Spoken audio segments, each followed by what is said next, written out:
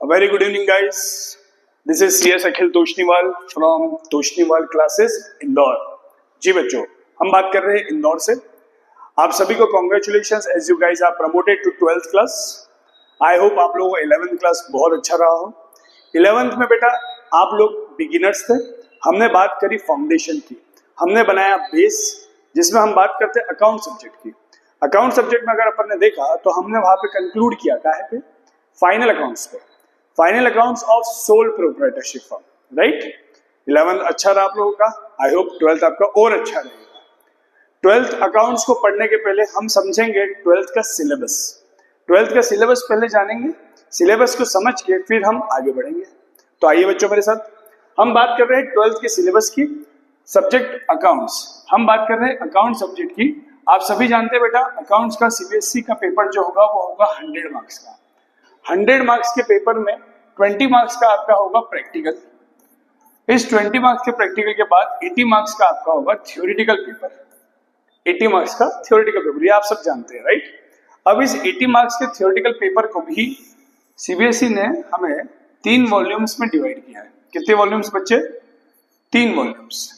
हम बात करते हैं volume number first, volume number second and volume number third. अगर हम इंडिविजुअल बात करें बेटा तो वॉल्यूम नंबर 1 बात करेगा पार्टनरशिप अकाउंट्स की. किसकी बात करेगा बच्चों? Partnership accounts. वॉल्यूम नंबर 2 बच्चों बात करेगा कंपनी अकाउंट्स की. किसकी बात करेगा सर? कंपनी अकाउंट्स की. एंड वॉल्यूम नंबर 3 में हम बात करेंगे analysis of financial statements. Analysis of financial statements. ठीक है बच्चों. 12th का जो सब्जेक्ट है, 12th का जो अकाउंट्स है ना बेटा, बहुत ही लॉजिकल बात करता है. याद करो आपने बीएस में एक चैप्टर पढ़ा था फॉर्म्स ऑफ बिजनेस ऑर्गेनाइजेशन. उस फॉर्म्स ऑफ बिजनेस ऑर्गेनाइजेशन में हमने 5 फॉर्म्स पढ़े थे. बीइंग इन 11th क्लास, क्योंकि आप बिगिनर्स थे तो आपका बिजनेस सिर्फ सिंगल पर्सन पे डिपेंड करा, दैट इज सोल प्रोप्राइटरशिप. अब आप 12th में आ गए, अब आपको एडवांस पढ़ना है तो हम अपने बिजनेस को भी एक्सपांड करेंगे. सिंगल ओनर से बढ़ के हम आएंगे डबल, मिनिमम 2 लोगों पे, दैट इज कॉल्ड पार्टनरशिप.